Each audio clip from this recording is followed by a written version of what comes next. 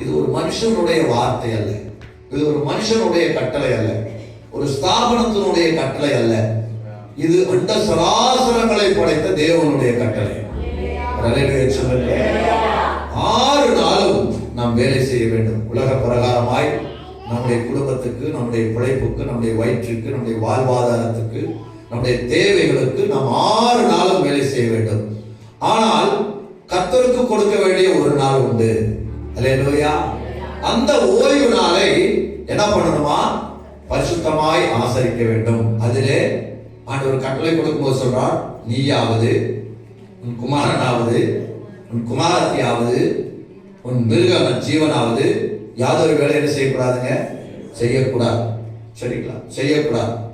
அப்ப பாருங்க, கடந்த நாட்கள் நம்ம ஜெபம் பண்ணோம். ஃபர்ஸ்ட் ஒரு ஜெப குறிப்பு சொன்னாங்க. இயேசுநாதர் 6 நாளும் பார்த்தீங்கன்னா வெளியே வந்து நடப்பாரு, அற்புதம் செய்வாரு, பிரசங்கம் பண்ணுவாரு, மலை பிரசங்கம், இதெல்லாம் 6 நாள். ஆனா 7வது நாள் பாத்தீங்கன்னா அவர் வெளியே எங்கேயுமே இருக்க மாட்டார், தேவாலயத்தில் தான் இருப்பார். தேவாலயத்தில் தான் இருப்பார். 6 நாட்களும் அவர் வெளியே பார்க்கலாம். 7வது நாள் அவர் தேவாலயத்தில் தான் இருப்பார். தேவாலயத்தில் தான் பிரசங்கம் பண்ணுவார், ஜெபாலயத்தில் தான் பிரசங்கம் பண்ணுவார். அப்படின்னா என்ன அர்த்தம்னா, அது கர்த்தருடைய கட்டளை. அல்லேலூயா.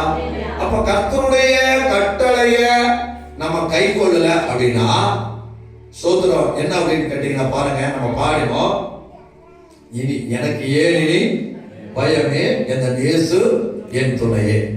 நம்ம அந்த கட்டளையை கை கொள்ளலன்னா சோத்திரம் அதுல பாடின பாருங்க, அவர் அறியாத ஒன்றும் வந்ததில்லை, அவரையே சார்ந்து கொண்டேன். அல்லேலூயா. சோத்திரம். கர்த்தரோடு இசைந்தே நடந்து கிருபை சமாதானம் ஈந்தார். அல்லேலூயா.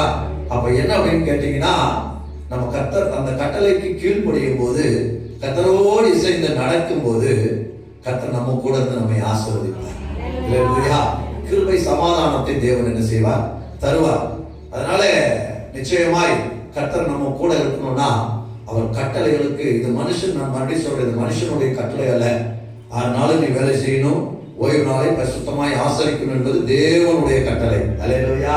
இந்த கட்டளைக்கு கீழ்ப்படுங்கன்னா கர்த்தர் நம்மோடு கூட நம்மை நடத்துவார். அல்லேலூயா.